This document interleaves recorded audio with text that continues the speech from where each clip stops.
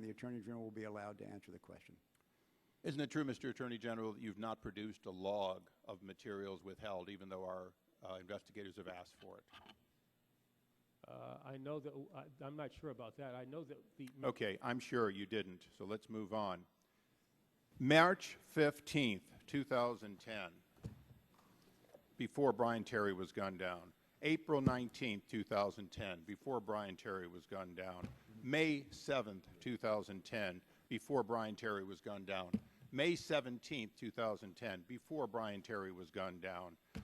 June 2nd, 2010, before Brian Terry was gunned down. July 2nd, the real date of our independence, 2010, obviously earlier, before Brian Terry was gunned down. These wiretap applications, which we did not subpoena, but which were given to us by a furious group of whistleblowers that are tired of your stonewalling, indicate that a number of key individuals in your administration, in fact, were responsible for information contained in here that clearly shows that the tactics of Fast and Furious were known. They were known and are contained in these wiretaps. I understand you've read these wiretaps since we brought them to your attention. Is that correct? I have read them, and I disagree with the conclusion you've just reached. So let me go through a very simple line of questioning, if I may, Mr. Attorney General.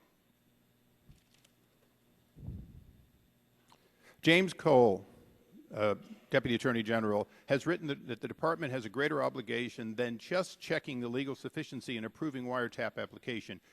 He thinks that applications also have to comply with DOJ policy. Is that correct? Applications have to agree with DOJ policy? That's what he said. Sure. Okay.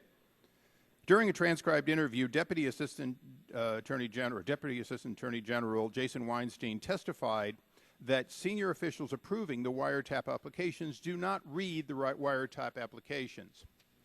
Is this practice acceptable to you? They read summaries of the applications. That is a process that has been used by this administration and by all previous administrations. It is the way in which the Office of Enforcement... And are you aware that federal judges, to your knowledge... Can I answer my question? The question you've asked? No, you've given me a sufficient answer considering the amount of questions I have and the amount of time I have. You're okay with that practice? You've already answered that. So, would you agree that senior officials are responsible for documents they sign? I would assume the answer is yes. So now let me ask you the question. Jason Weinstein, is he responsible for what is in these wiretaps? Is he responsible? He's a responsible officer under statute. Is he responsible for them even if he only read a summary? He did not create those affidavits. He did not create that material. He would have been a person, as a Deputy Assistant Attorney General, who would have reviewed the material. So when Congress writes a statute that requiring certain individuals be responsible, such as Jason Weinstein, Lanny Brewer, and yourself... Regular order, Mr. Chairman. No. Regular order, Mr. Chairman. I'm in the middle of a question. The Attorney General will be allowed to answer this question. And ask the question, I'm halfway through it if you'll quit interrupting. If, in fact, the statute says they're responsible, and if, in fact, they're not read, then, in fact, how are the American people to understand who is responsible for what is contained in these documents being, in fact, because anyone of ordinary reading, including the ATF director, former director Melson, anyone reading these, according to him, would be sick to their stomach because they would be immediately aware of the tactics. Does he have a question, Mr. Chairman? So, who is responsible, Mr. Attorney General? All right. You really conflated a bunch of things here. The responsibility... You've delivered so little. Regular order now, Mr. Chairman. Will he be allowed to answer the question now? The Attorney General will be allowed to answer the question, but I'd appreciate no more interruptions so the AG can answer the question.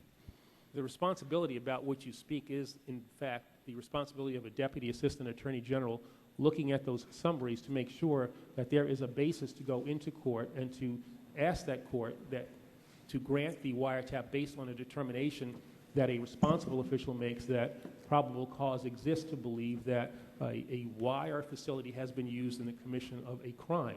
They do not look at the affidavits to see if, in fact, to review all that is engaged, all that is involved in the operation. I have read those now. I have read those. I've read those. I've read them from wide receiver as well. And I can say that what has happened in connection with Fast and Furious was done in the same way as wiretap applications